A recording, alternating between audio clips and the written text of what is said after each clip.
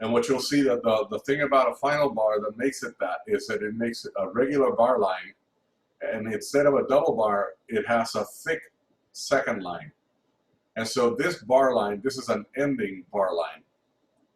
You can actually see it. You can see the same thing in a repeat line. You can see it here, but the big difference is the two dots. And so in this case, notice that the thick line is at the beginning and that the bar line is later. That means that we're going forward. We're going from left to right. Whereas this other line right here has a bar line in front of it and the thick line after it. That means we're done. And so that thick line just usually means we're done, period, end of story. Rather than a comma, we have a period and a paragraph. So that's our final bar. And then what that does is what the bars do, then what the measures do, is that a measure is the distance between one bar line and another bar line. And that's what we call it a measure. Some of them are timed. Most of the ones are actually timed. And they follow what's called a meter. We'll talk about that in a minute. But some of them are not timed. Like especially in 20th century music and more modern music, and even in romantic music, when they would write these cadenzas. Cadenzas are not timed, but they're still within a measure or two measures or whatever it is. And so that just means that either a soloist or different instrumentalists at the same time, that the composer decided to stop the ordering of the repeating rhythms, or the repeating feel of the music. They decided to just kind of stop that and start some chaos. And so when music is going on and that meter is not timed, it actually sounds like, wow, this is somewhat chaotic. Then it kind of comes together, and then you start that rhythm again. And so it is either, that's another way to actually use tension and release, where those untimed measures could create a little bit of disturbance that you actually want to either wake people up or to point out a focal, something of interest that you want people to focus on. Imagine if you were dancing, and all of a sudden, instead of going, like a polka, instead of going all of a sudden you have music that's just going all over the place, and you can't predict where it is. Well, if you're dancing to it, you probably fall on your face. Or you might just decide to actually do some free dance at that moment, and that's all up to you. Order and chaos. All right, so.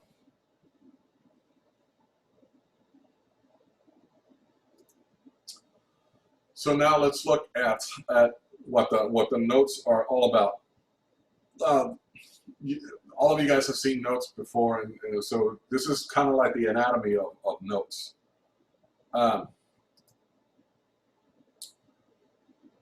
Notes actually divided between note heads, and so we'll talk about all the notes individually. But a note head essentially looks.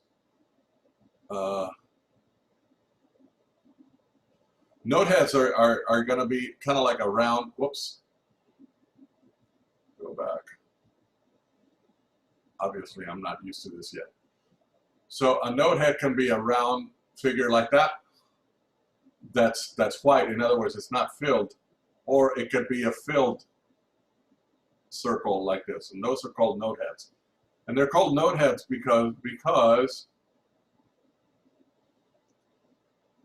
some of these notes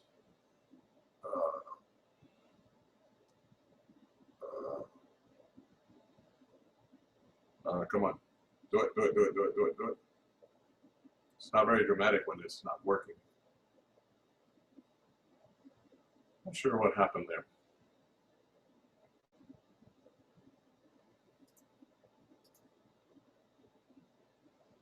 Oops. It sounds to me like somebody else is messing with me. Ah, there we go. Wonder what that. I see a red line. I don't know if you can see it, but it's bothering me. So they're called note heads because if I have a white one, or if I have a black one, they could have a body to them. And so I could have a white note that has a stem to it. And the stems can go up or down. And there are little rules about them. So normally if the note head is either below, on or below the second line and the third space, if it's below it, then the stems tend to go up. If the note head is above the third line and the fourth space, then the stems tend to go down. And that's to make them easier to read. So if I have a note up there that's kind of like that, the stem should go down. But if I have a note down here, then the stem should go up. It's easier to read that way than if I have a note head down here and I do this to it. Can I still do that? Yes. It's not ambiguous to do that. The rule is, though, that if you have a stem, if you're going to put a down stem on a note, that the down stem goes on the note's left side, and the up stem goes on the note's right side. We didn't have that rule really until late 19th century, early 20th century. So if you see a lot of romantic music that's handwritten, you'll see that the stems are sometimes put in the wrong side. They were not wrong back then, but they are now. Look, Warren, if you're going to say that they should always be drawn with a straight edge, you come over here and you do this whole thing with a straight edge. So stems, it's a rule, but you see exceptions to these, just because if it's either easier to read, or if the people making the copy of the music, if it makes it easier for them to do it one way or another, then you'll see that change. If you have music copying software, for instance, like Finale allows you to flip the stem direction, wherever it is that you are. Okay. All right. Let me clear all of that stuff. It's bothering me that it's not. Okay. All right, so that's the stems. The stems can be left or right, depending on where it is, and then they can be up or down, following the rules that I just said. Then, in addition to that, we have flags and we have beams that can be added to the notes to signify their duration, and we'll talk about those in a minute. And that minute is actually now. So. Music notation has to deal with, again, order out of chaos. The notation itself, in Western notation, the notes are ordered in numerals by twos and divided by twos. So we'll have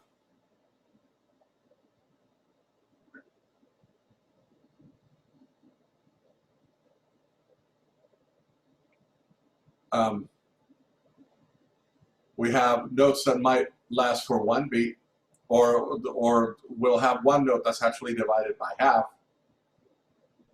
and that half is divided by half, resulting in a fourth, and that fourth is divided by half, resulting in an eighth, and that eighth is divided by half, resulting in a 16th, and that 16th is divided by half, resulting in a 32nd, and that 32nd is divided by half, resulting in a 64th note, and so on.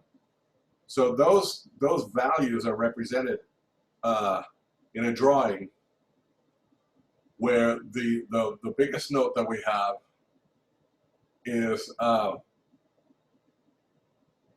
least in common practice right now, we have that representing what we call a whole note. And that then can be divided into two of what we call half notes. That is a half note. And notice that the distinction about the half notes and the whole notes is that their note heads are white. from here on, the rest of the note heads are going to be black. And so if I divide a half note in half, it becomes a quarter note.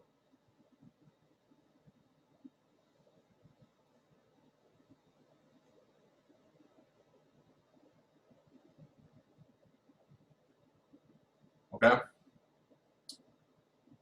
If I take a quarter note, I'm going to put it back up here because I'm running out of room. If I take a quarter note and I want to divide it by 2, I get an eighth note. This is where the flag actually comes in. The eighth note has a stem and a flag. Stem and a flag. And the rule about the stem is that it goes opposite, the flag, I'm sorry, it goes the opposite direction in which you put the stem. So actually, I'm sorry, the flags always go to the right. So notice that this flag actually goes this way and that flag goes that way. It's easier to read that way. Once again, older music will have variants on this and may have them on the other side. All right, so I see a request on the chat that I think that I should probably satisfy. This, I wasn't going to get into the history of this, but since you insist, this note right here is called a whole note, but it didn't really have this particular name. The name for this note in an ancient way was actually a semibrev. And let me see if I can, now that I've done that whole diagram.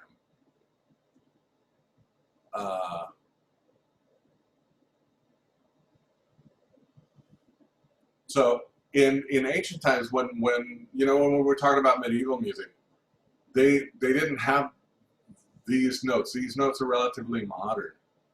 In ancient music, you might have a note that looked kind of like this.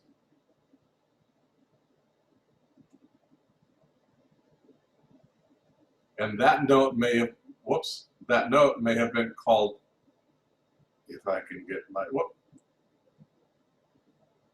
This is what happens when you press your button and you're not supposed to. Where's my eraser?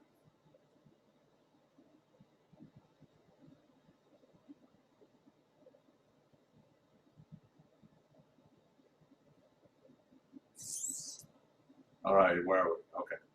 So this note was maxim, or a maxima, or in Italian massima. That was the name of that note, where this note right here, which was not as long as this one. You see how this one is almost like a square and this is a rectangle. Where this note right here may have been minim, meaning that it's half of that. This note right here without the stem would have been called a brev. Or that note actually came out, the shape of it actually later changed to this, where the name of this particular note later became this. But the name stayed the same. So this is a brev.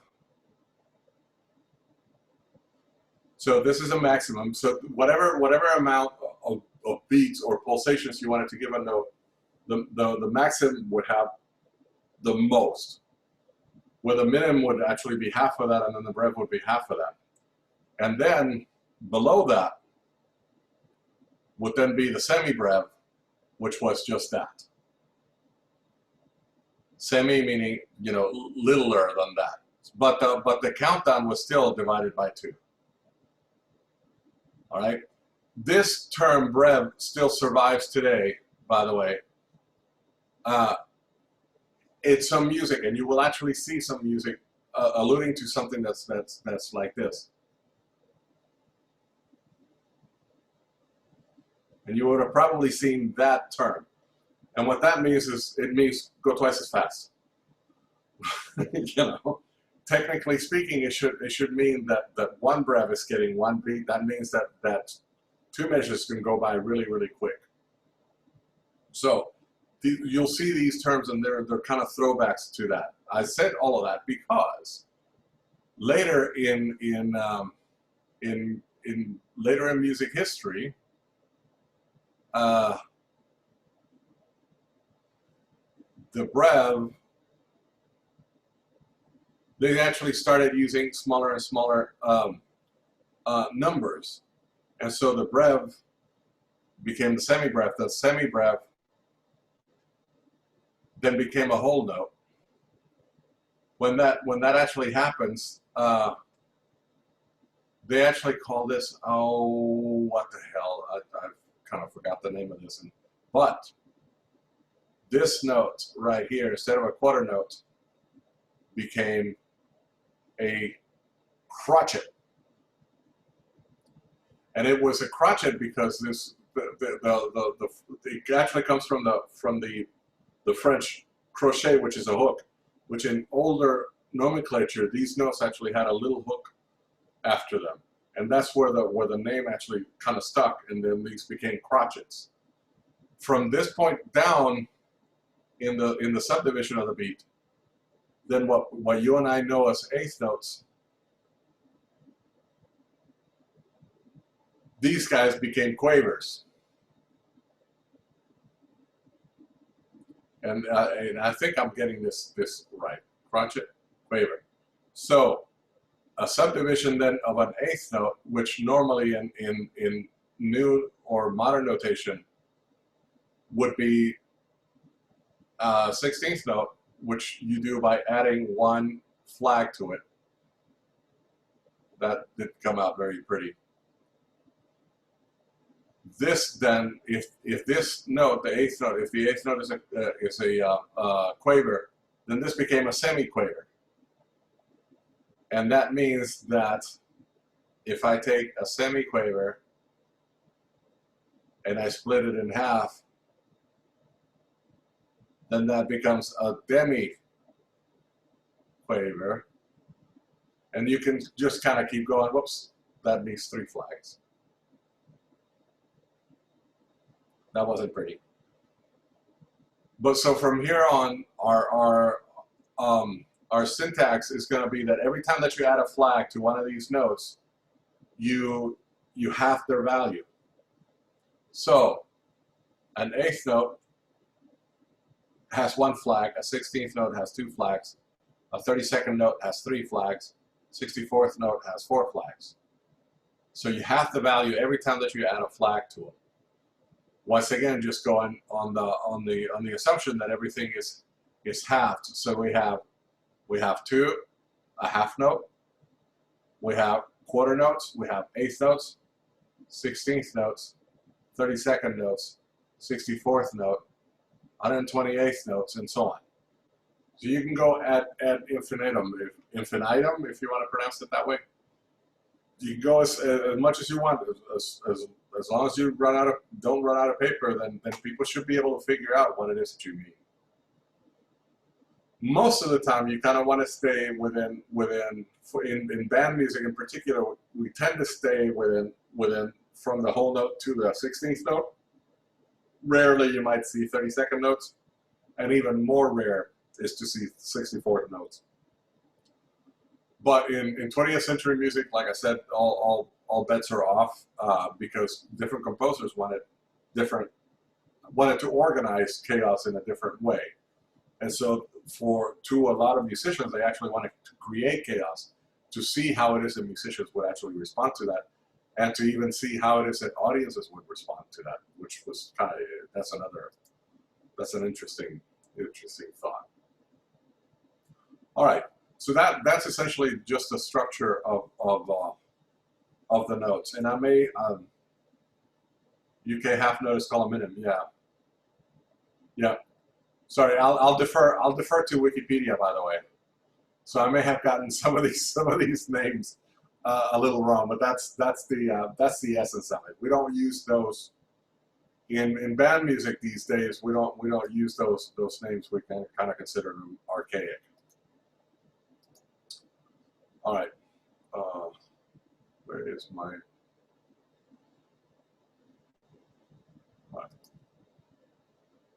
I'm losing my mouse. I don't know why. Well, that's really strange. Oh, it's doing this again.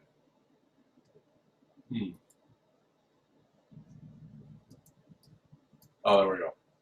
Can you guys see a red scribble? Can you? Yeah, it's there. I have no idea what the hell I did. I'm gonna have to figure this out because it's not going away. Anyway, we may have to put up with that damn red scribble until I figure out how the hell to make it go away. So in addition to all of these, we have a thing that's called duplets. And duplets allow for us to subdivide the beat by other means other than half. And by subdivision, I mean that's these quanta, or these jumps from one note to its half to its half to its half. They don't have to be represented by halves always. So you can, in fact, split them up by other divisions. And we do that by adding a tuple. So that means that if I want to take a quarter note and I want to divide that quarter note in 3 equal amounts, I actually write an eighth note triplet. An eighth note being half of a quarter note. And what I do is that I bar them together like this. That's called a bar. And then I put a 3 on top of it, signifying that I want those 3 to equal one of those. Now, if I wanted 6 of these, I could do that if I wanted to. 3, 4, 5, 6. And if I was going to actually do this, these would be 16th notes. And if I was going to do that, then I would write a 6 over them. That's a 6th couplet. That would signify by the bracket that I want 6 notes subdividing the beat. And so I can have, with tuplets, I can have anything that I want. I can have duplets. I can have triplets, quadruplets, quintuplets, sextuplets, septuplets, octuplets, nintuplets, decatuplets, however many you want, as long as you put them in a bracket, and it's very, very clear that you want this many notes in the space of that 1 beat, or in the space of 2 beats, or in the space of 3 beats. So those are called duplets, and actually it gives you a lot of freedom. These were not used to any huge extent until the 20th century. Triplets were used a lot, but from quintuplets up, hardly ever did you ever. I don't know of any music that was written pre-20th century that actually used quintuplets or septuplets and things like that, unless people were actually writing out cadenzas and just special things on like keyboards and stuff like that. All right. So that's the duplets. Ah, thank God the red stuff went away. Huh. Oh, I know what it did. It must have written it on PowerPoint. Non-uplets. Thanks to Matt for that. Non-uplets. That makes sense. Nonosiraptors. Oh, Nonosiraptors. Nice. All right. So another thing that we can do to actually extend the time that we want for notes to use is that we can tie them together.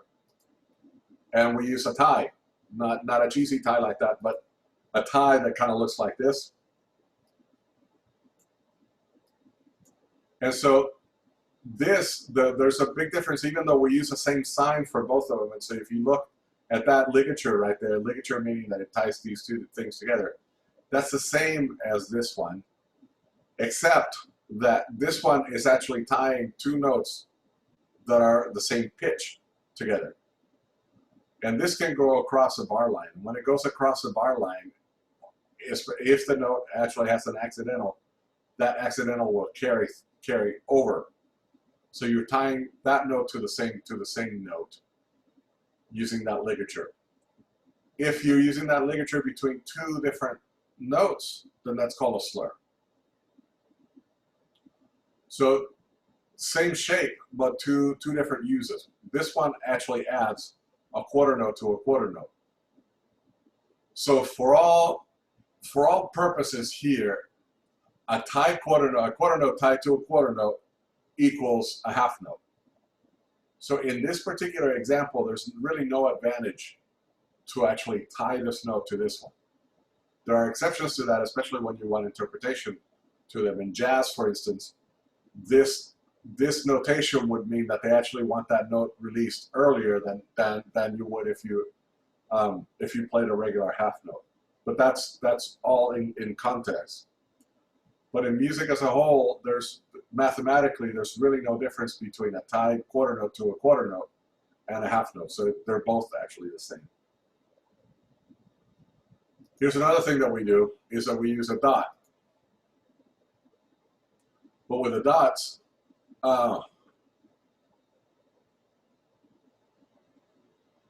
so there's a question from Warren. I'm sorry, Warren, or Warwick.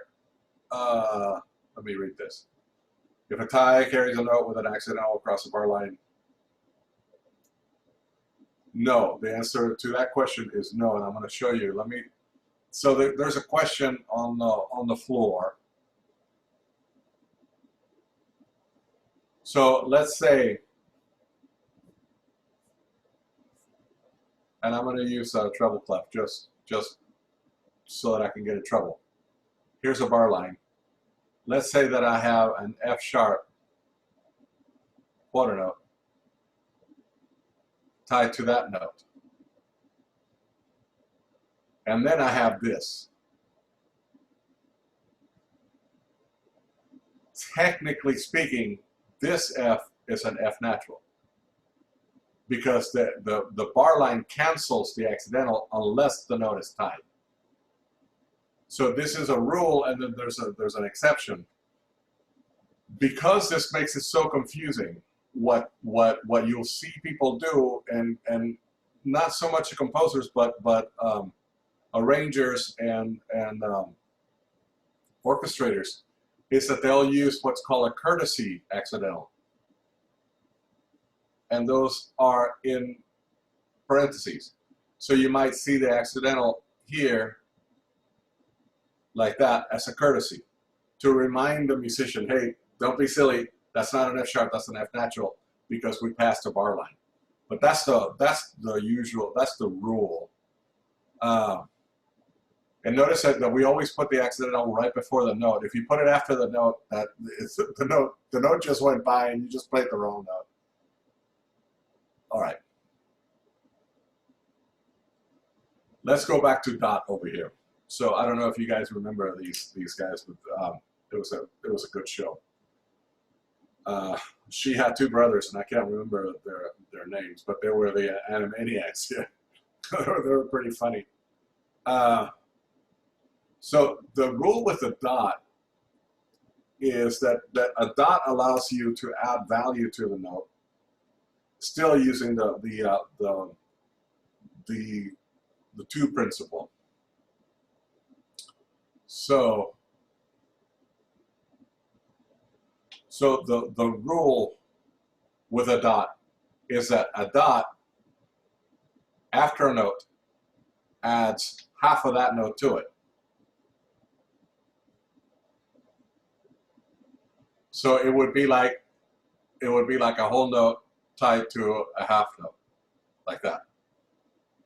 So that's the rule with the dot. And so if you follow that rule, then mathematically a dotted half note equals half of a dotted whole note. Don't take my word for it, but let's think about this. A dotted whole note in 4/4, if a whole note is going to get 4 beats, the dot adds 2 beats to it because that's half of it, right? And that means that in this expression, this would be 4 plus 2. And in this expression, then whoops, sorry, that would equal 2 plus 1. So 4 plus 2 is 6, 2 plus 1 is 3. That means 3 is half of that. So that means that I can continue this expression here and say that a dotted quarter note is the same, or a half of a dotted half note, and so on. Now there's another rule that deals with the dot, but it's really the same rule. It's just you can carry this to a stupid extent. So let me carry it to the absurdity. You can have a whole note, not just with a dot, but you can have a whole note with 2 dots. And that would be called a doubly dotted whole note. So that carries the same rule. The whole note, if the whole note is going to equal 4, half of 4 is 2, and half of 2 is 1. So that means that every time that you add a dot, you're adding half of the previous value to it. So you can have a dotted 8th note then equals 3 16th notes. Because these two are the 8th note by itself, and this one is half of that. So that's the rule with the dot. And sometimes in music, you will actually see a doubly dotted note.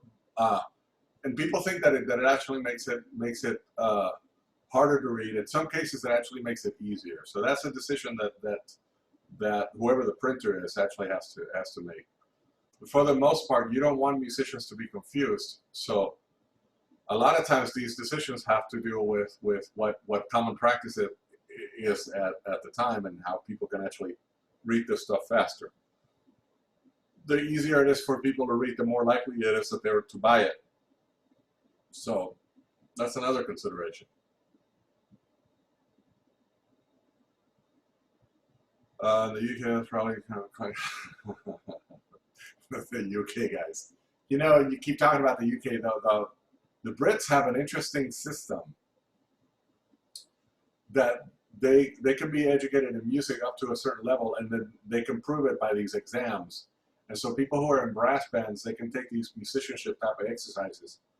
And depending on where they are, it's kind of like having a resume. It's kind of interesting. It's a really, really interesting music system.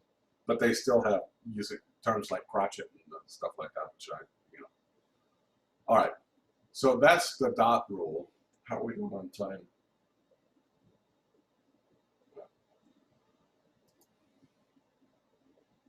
We get back to where we were, and I don't understand why I'm losing my mouse. That's just kind of weird. All right. And that's where I think it has something to do with my pen.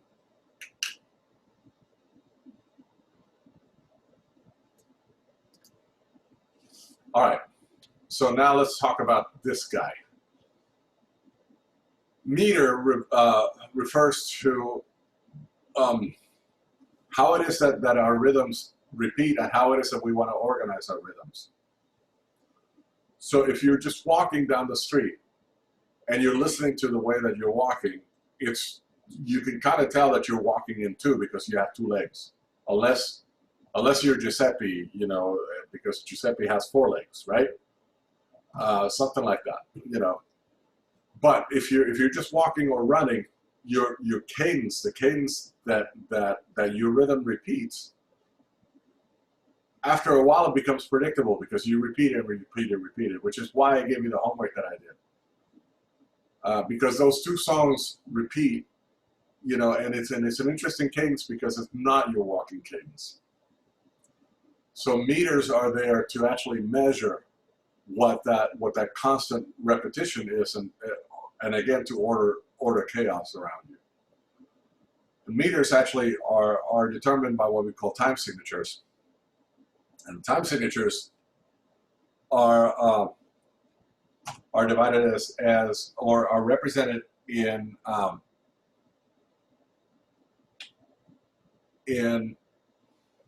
where you might have a numerator, which can be any number you want. Whoops, I did it again. That sounds like a song, but it's the wrong song. So you can have a number on top and a number at the bottom. The number on top of the of this fraction is going to tell you how many beats per measure.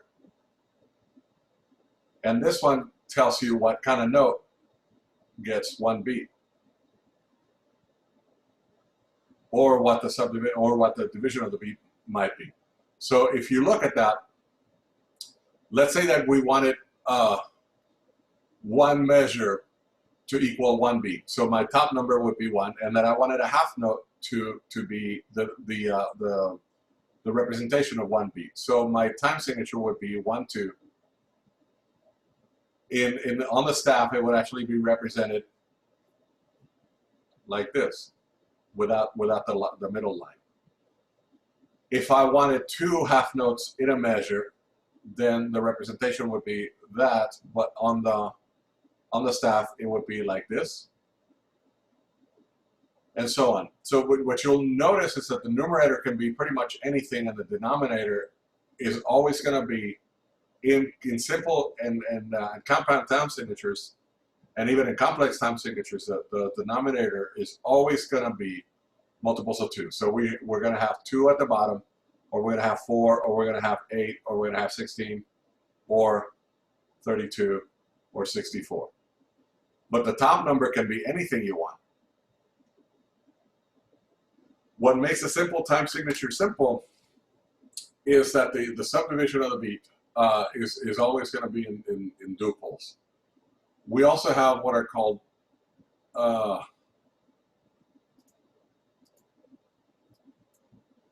compound time signatures, and what these are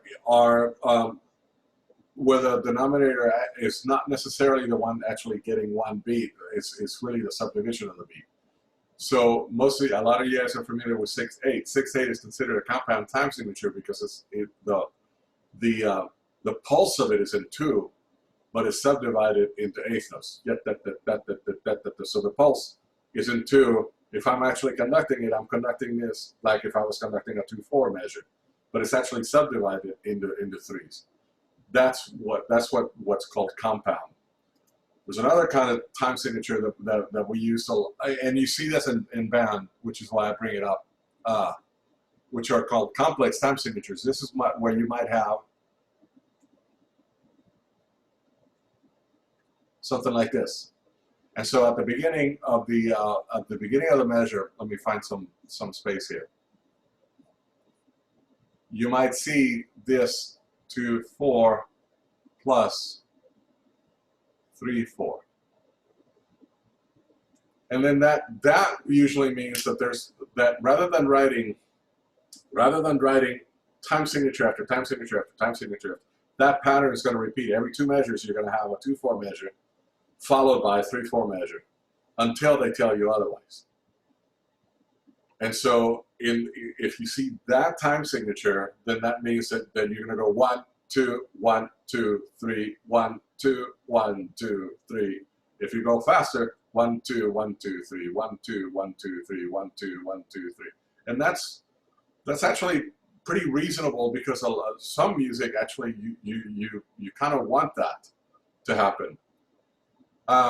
And so the question on the chat is that you can also see this if the denominator is the same. So like if it's 2/4 over 3/4, you might see this represented as 2 plus 3 over 4. But sometimes you can have this if the denominator then is different. So these are called complex time signatures because they're really tying 2 or 3 different concepts together. Okay?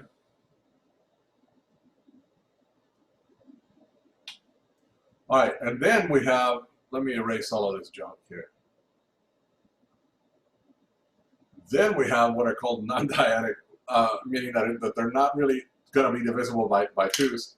And some people, especially people in modern times, are calling these irrational time signatures, which I gather from people who are mathematicians, and I am definitely not one, that what these people mean is that they can't be irrational time signatures because they are ratios.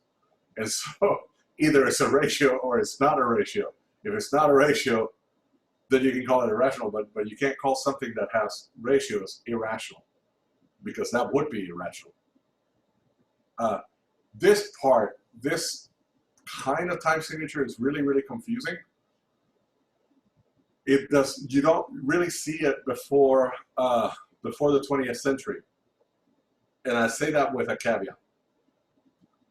There were some people in the late Impressionist period and even in the late Romantic period that actually used it, but very, very seldom. A good example of that is 8/8.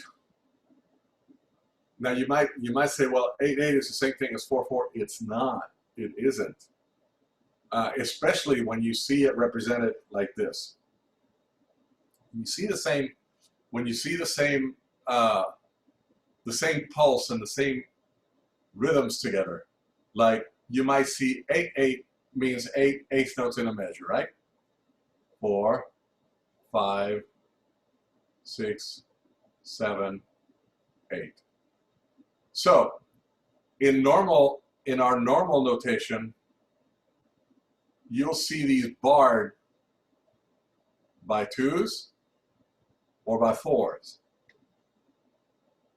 And that's reasonable, because there are 8 beats in that measure and the eighth note gets 1 beat.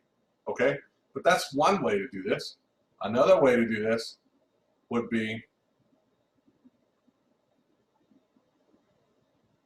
this way.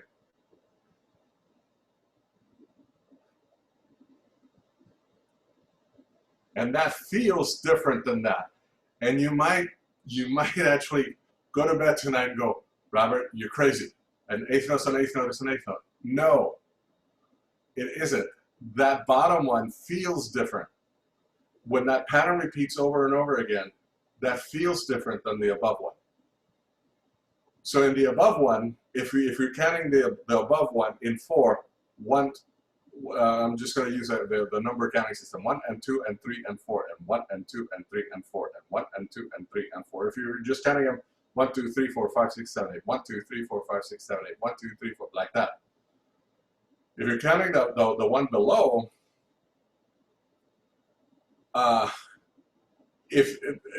let's say that I'm actually gonna count it in 8/8. You see how that measure is actually divided into 3 major parts? That measure should be conducted in 3.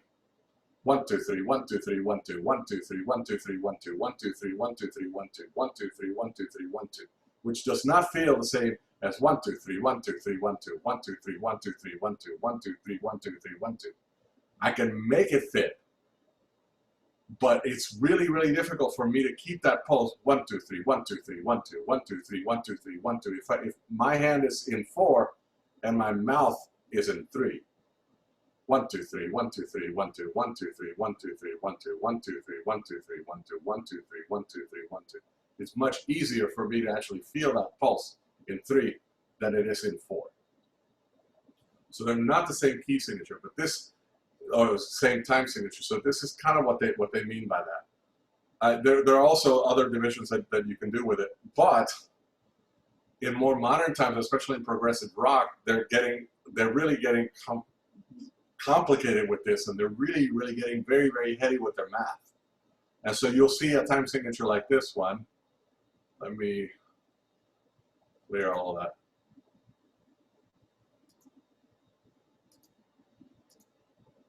So you might see that. And for some of you guys, that will become kind of interesting, because especially when I mention progressive rock and you see 420, you can kind of see the connection that somebody that smokes a lot of pot is going to be interested in a time signature of 420, because that's kind of like their lingo. And I've actually heard music in this time signature, and it's kind of like, that's really, really interesting. Anyway, that gets really, really complicated in the math, and you can actually see it in writing, and you can hear a group perform it. If you want a little taste of that, just a little taste of that, look at Frank Zappa. There's a song that he published that was called the Black Page, and you look at the drum part for that song, and it's absolutely amazing. So the question is there a 20th note? No, there isn't. There isn't one. But what they want you to do is that they want you to split that measure into 20 equal divisions. Rather than 4, rather than 8, rather than 6 or whatever, they want exactly 20 divisions of the beat in that measure. And so you can say, well, that can be done different ways. You can use quintuplets, you can use 5 quintuplets, you can use, yeah, but they actually want them exactly the same. They don't want them counted. They don't want them grouped in 2s by 3s and stuff like that. They actually want 20 equal ones. And it does kind of make a difference. But that's actually picking a nits, and I've never seen a wind band arrangement with an irrational key signature like this. Yeah, it's a good reason, because it would fall apart. All right, I think we're running out of time here, but I'll go ahead and I'll get to conducting in a minute. Let me go ahead and get to the homework, because I kind of made you do this, and I don't know how many of you guys did it, but I find it kind of interesting. So there are 2 songs that I kind of requested was these guys. So I'm going to stop sharing here. Let me move on to Ida. So by acclamation in the chat box, did any of you guys actually try to figure this one out? And I'm kind of curious to see what time signature you actually came up with that song Ida. Anyone? 7/8 after the introduction. 7/8. 7/8. Good. That's yeah. And that makes it interesting, because I'm going to play just a little bit of this, and then I'll show you a couple of things. If this was particularly difficult, it's because the 7/8 patterns turn around every 4th measure. At the beginning, you have this pattern of 1 2 1 2 1 2 3 1 2 1 2 1 2 3 1 2 1 2 1 2 3 for 3 measures, but the 4th measure is 1 2 1 2 3 1 2 1 2 1 2 3 1 2. So it's kind of like what I figured out, and I did this by just coming up with something like, I messed up today, I messed up today, I messed up today. And what was it?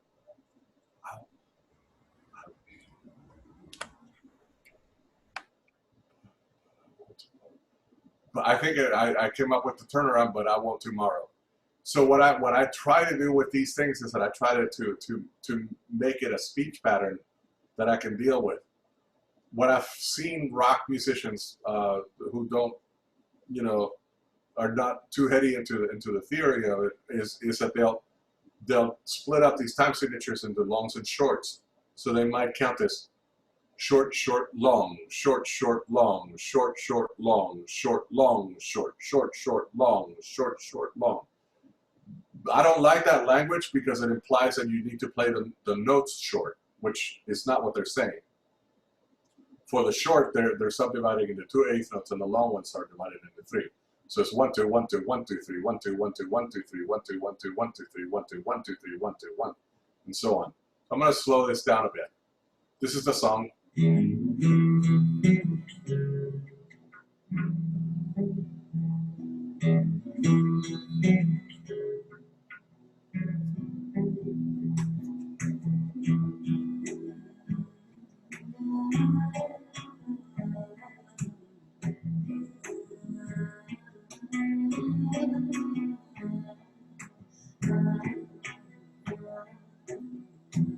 turn around.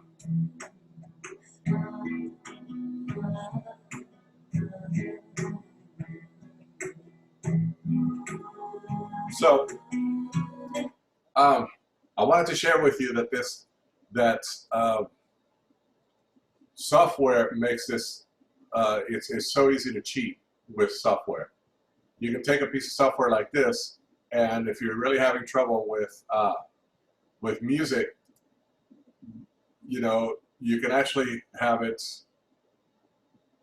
slow down without changing the pitch. So let's say that I wanted to slow this down to, you know, 20% reduction or something like that.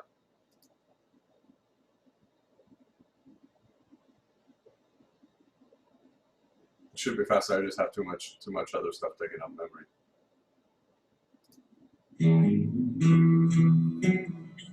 So what's cool about this is that it doesn't change the pitch.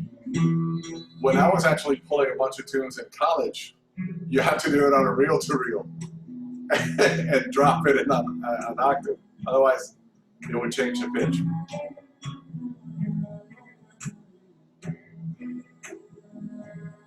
Yeah,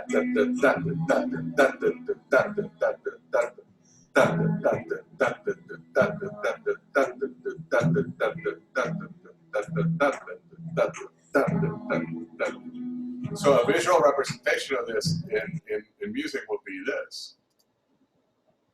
You go back to the top.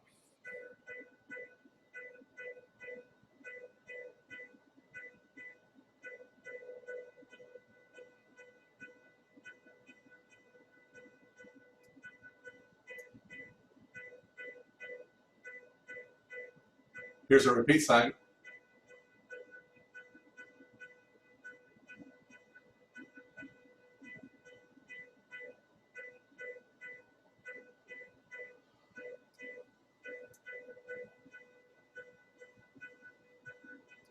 All right. So the idea behind this was it's the same time signature, but there's a turnaround to it. At every phrase, she signals, I'm going to change and I'm going to repeat and I'm going to do this. So again, it's another way to order chaos, but by the way that you actually kind of arrange this, it can kind of throw you off a little bit. So that's a pretty steady 7/8. And every now and then you might have gone, well, was that on 7/8 measure? And if that's what confused you, that's what it is. It's just that the groupings kind of change, and see how they're barred. 2 + 2 + 3, 2 + 2 + 3, and then 2 + 3 + 2. That's a little quirky thing that this one did. Okay. All right. The other thing, the other one that we said was that I said to find was homeworks.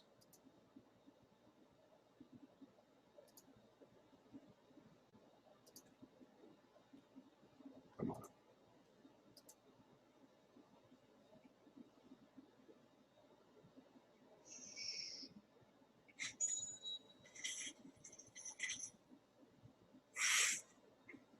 And this one.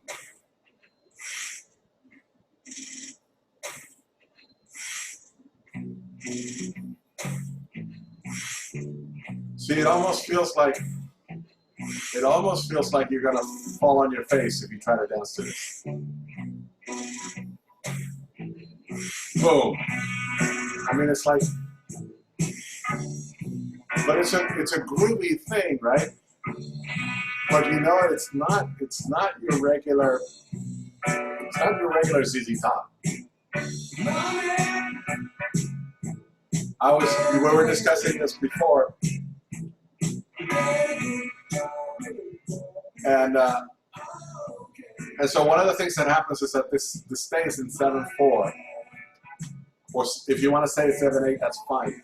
But it's a division of 7 that repeats, right? 1, 5, 6, 7. 1, 2, 3, 4, 5, 6, 7. 1, 2, 4, 5, 6, 7. 3, 4, 5, 6, 7. 1. So that kind of repeats over and over again. until the solo section. And so I've heard stories that the reason is because the guitarist couldn't handle 7 in a solo. I don't know if it's true or not. That's just what I've heard. But if you listen to it, I mean, you know, it's actually a pretty cool song, and it has a nice hit, you know, feel to it. It's just as natural as can be in 7, except for the guitars.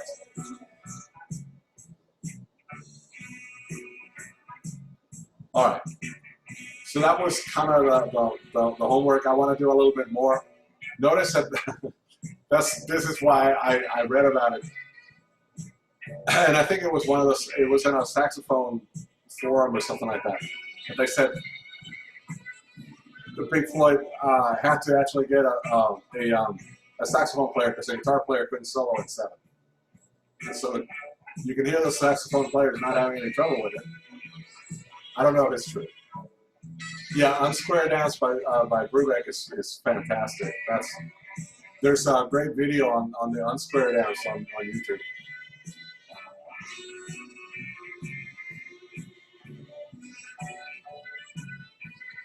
All right, I am going to stop that.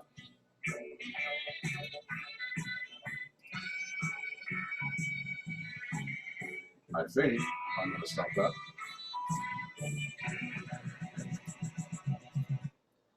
Okay. All right. Well, I think that brings us to the end of our meeting time, or pretty damn close. I do have a little bit more homework for you. This one is not going to, you know, not going to be that bad, hopefully. And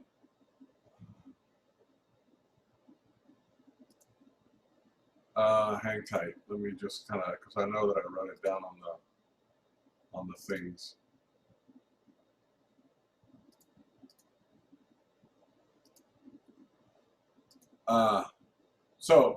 So what I would like to do is kind of do what I did with, you know, with the Stephen Wright quote and the Mae West. Write down just a phrase like this one. Languages have different rhythms, and see if you can actually notate the rhythm behind how you would pronounce this. Now, naturally, different people are going to have different cadence to their voice.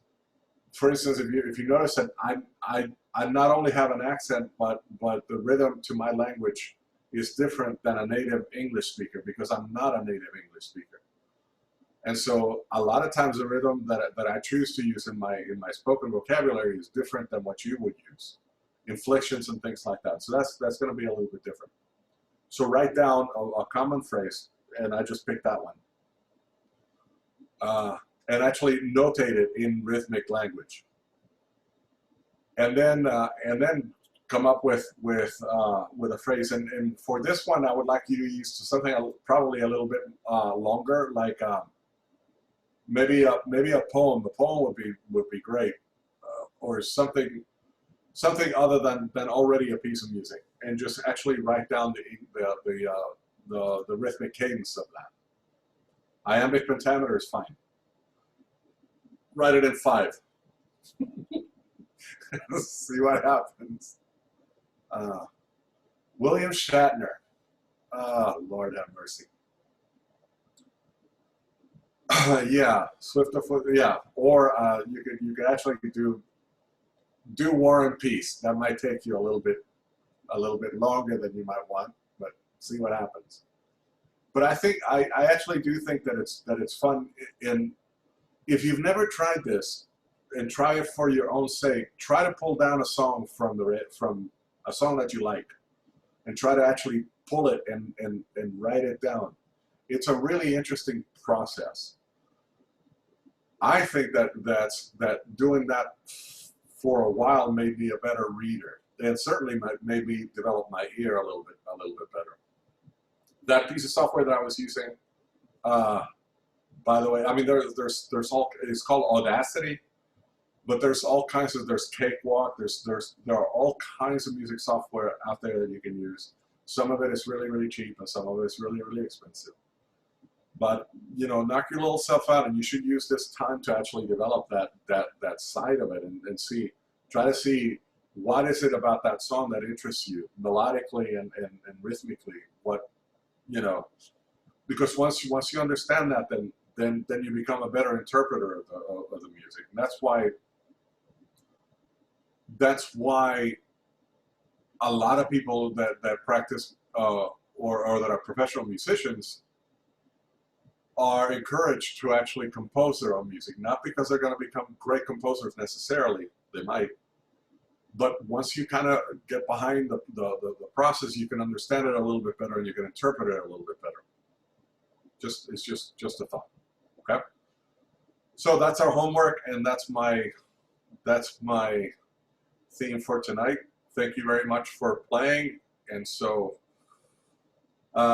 I'm going to go ahead and start again with a little bit social time after this. So I'll leave the meeting open for those of you that want to socialize, and if not, then I'll see you guys next week. More rhythm. Okay? See ya.